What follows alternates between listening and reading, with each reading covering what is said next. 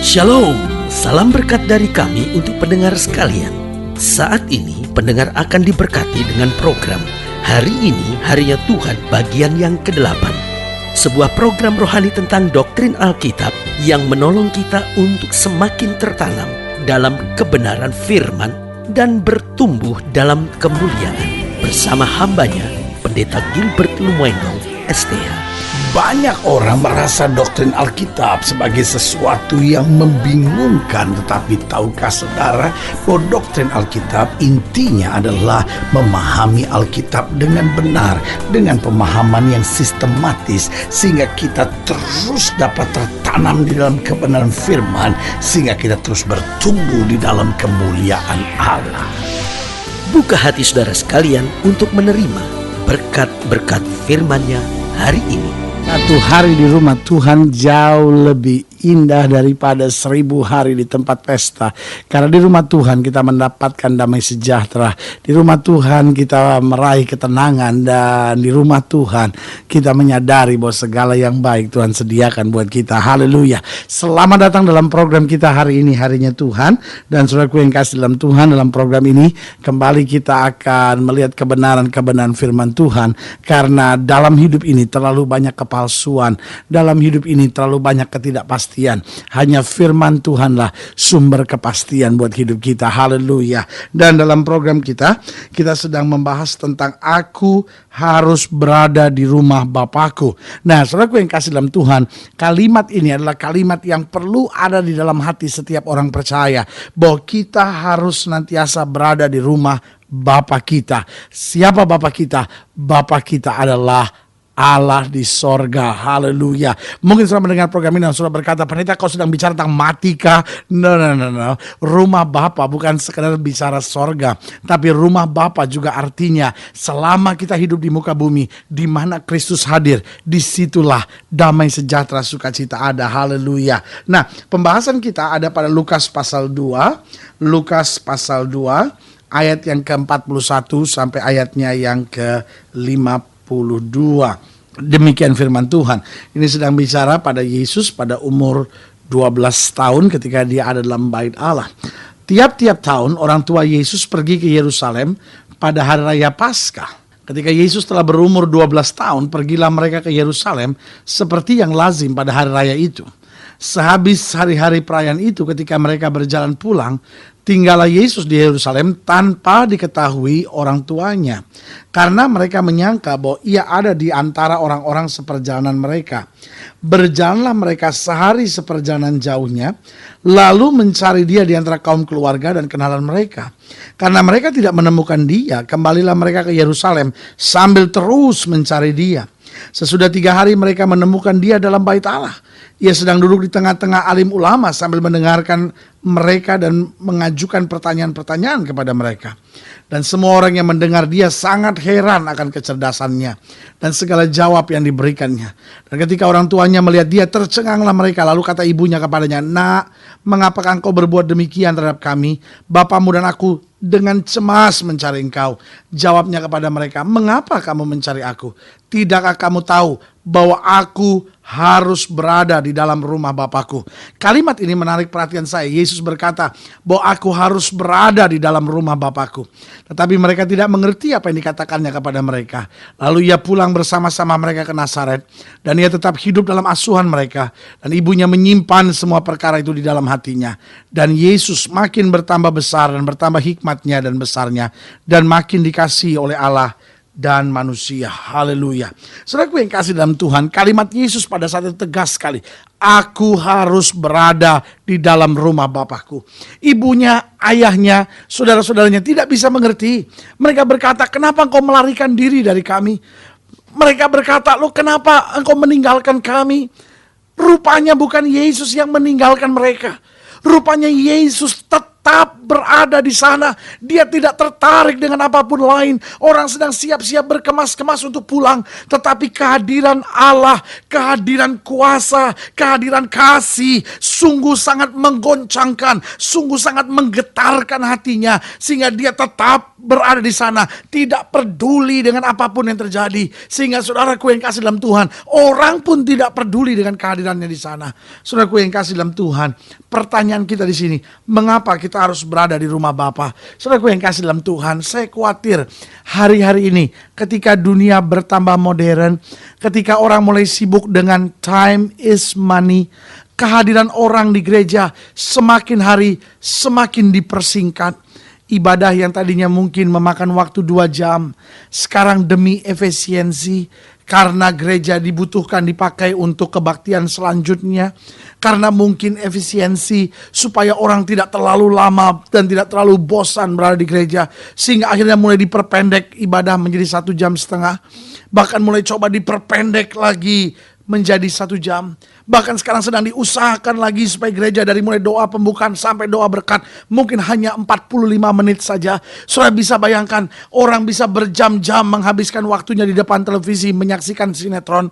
Orang bisa berjam-jam menghabiskan waktunya di kafe hanya sekedar mendengarkan musik dan meminum secangkir kopi hangat.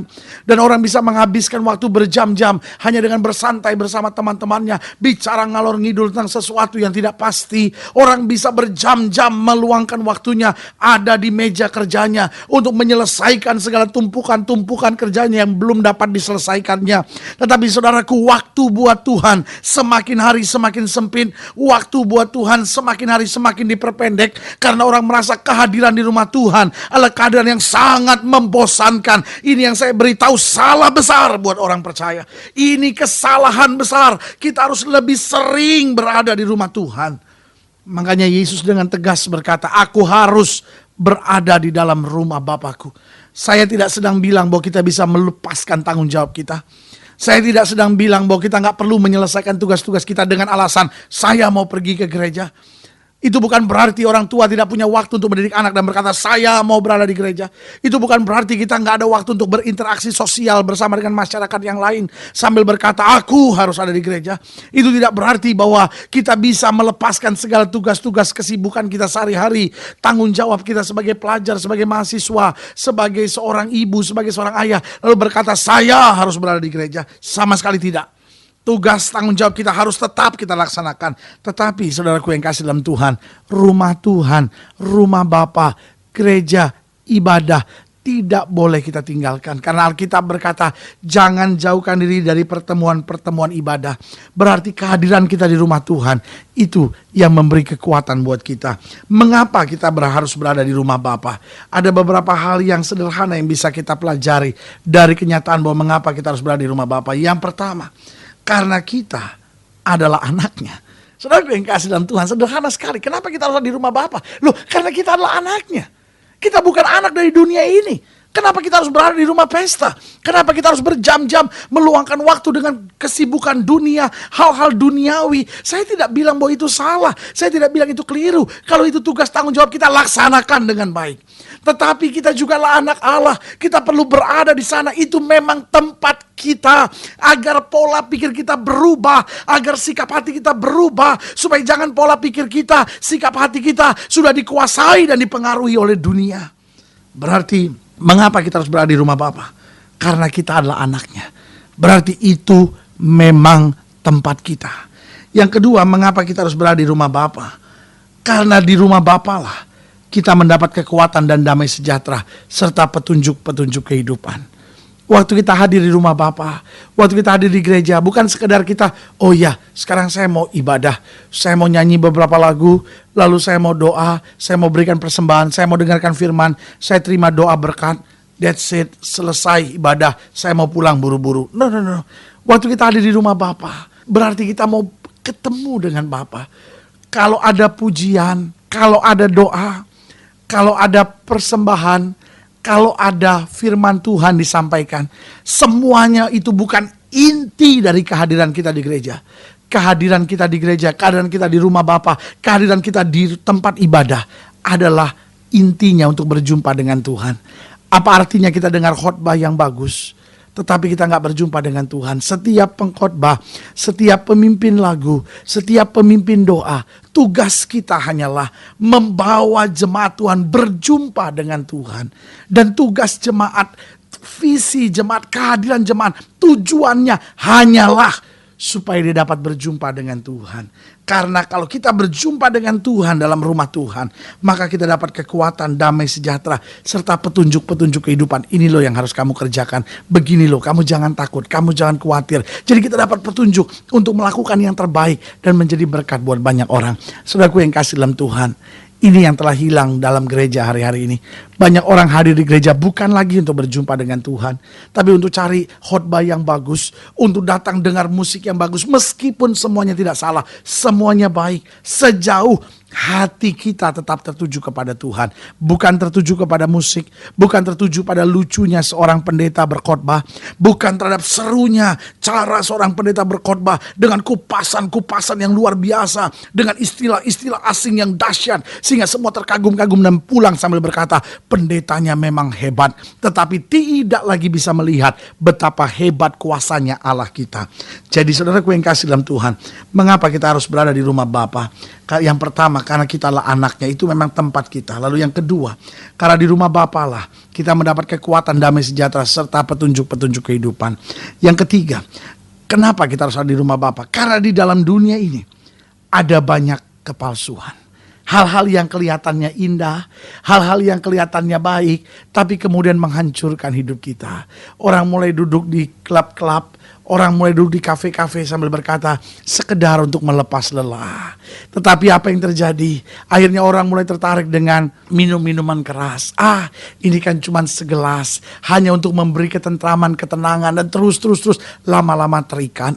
Saudaraku yang kasih dalam Tuhan, dunia ini banyak kepalsuan. Orang mulai berkata, pendeta, saya nggak bikin apa-apa kok dengan sekretaris saya itu. Saya nggak bikin apa-apa kok dengan teman wanita itu. Saya kan juga tahu, saya kan juga sadar saya sudah menikah. Cuman teman ngobrol kok, cuman teman sharing, ya kan? Mulanya sharing, tapi lamanya jatuh dalam perzinahan. Ini yang saya sebut dunia banyak kepalsuan. Tapi kalau kita ada di rumah Bapa, kita punya rem, kita punya semangat untuk berkata tidak, sehingga kita tetap berjalan dalam kebenaran. Yang keempat, yang terakhir, mengapa kita harus berada di rumah Bapa? Karena itulah tempat di mana setan tidak dapat menyerang. Sekali lagi, waktu saya berada di rumah Bapa, saya berjumpa dengan Tuhan, setan tidak bisa menyerang saya di sana. Dia dapat mengganggu. Dia mau membuat saya kecewa terhadap gereja. Dia mau buat saya kecewa terhadap pelayanan. Dia mau buat saya kecewa dengan banyak hal. Dia bisa coba ganggu, tapi dia tidak bisa menyerang. Kenapa? Karena kita diprotek oleh Allah, karena kita dijaga oleh Allah. Semakin kita berada di rumah Tuhan, semakin kekuatan baru kita raih dalam hidup kita. Haleluya. Jadi saudaraku yang kasih dalam Tuhan, Yesus tegas berkata, aku harus berada di dalam rumah Bapakku. Hari ini biar setiap kita berkata, saya harus rajin beribadah, saya harus rajin mencari Tuhan, saya harus setia ada di dalam gereja. Mengapa kita harus berada di rumah Bapa? Yang pertama, karena kita adalah anaknya, berarti itu memang tempat kita. Yang kedua, karena di rumah Bapa lah kita mendapat kekuatan, damai sejahtera, serta petunjuk-petunjuk kehidupan. Yang ketiga, karena dalam dunia ini ada banyak kepalsuan. Hal-hal yang indah kadang-kadang menghancurkan. Itu sebabnya kita harus ada di rumah Bapa, sehingga kita bisa membedakan mana yang baik dan mana yang bisa menghancurkan. Yang keempat, mengapa kita harus berada di rumah Bapa? Karena rumah Bapa lah tempat di mana setan tidak dapat menyerang. Dia bisa coba ganggu, tapi dia tidak punya kuasa. Kalau sedang ingin dilayani lebih jauh, hubungi kami melalui telepon, hubungi kami melalui surat, kunjungi website kami. Karena kami ada untuk membawa Bapak Ibu Saudara sekalian lebih dekat dengan Tuhan dan mengalami kasih kuasa dan mujizat yang luar biasa. Haleluya. Melalui program ini juga saya mau berdoa buat setiap saudara yang sakit, setiap saudara yang berbeban berat. Kalau saya ingin didoakan, saudara boleh taruh tangan kanan saudara di dada. Dan sekarang kita doa. Bapa, dalam nama Yesus, hamba doa buat setiap saudara-saudaraku yang sakit, yang berbeban berat. Apalagi mereka yang sudah mulai jauh dari gereja, mereka yang seringkali sudah tidak lagi hadir beribadah. Bapak, hamba percaya tidak kebetulan mereka mendengarkan program ini. Hamba berdoa dalam nama Yesus, jamah satu persatu, sehingga setiap kami boleh kembali mengalami mujizat Tuhan, boleh kembali dekat dengan Tuhan, boleh kembali berada di gereja, boleh kembali setia dengan ibadah, dan melihat kemuliaan Tuhan dinyatakan. Di dalam nama Yesus kami berdoa. Haleluya. Amin. Amin. Saudaraku, inilah akhir dari program kita hari ini, harinya Tuhan. Sampai berjumpa pada program berikut. Dan saya percaya kasih Tuhan tetap menyertai kita. Kita tidak pernah sendiri. Itu sebabnya menghadapi tantangan masalah hidup ini, tetap bersukacita, tetap bersemangat, karena kekuatan kita di dalam Yesus Kristus Tuhan. Doa saya menyertai saudara. Dan ingat, bersama Yesus kita cakap menanggung segala perkara. Jangan lupa, jadikan hari ini harinya Tuhan. Haleluya.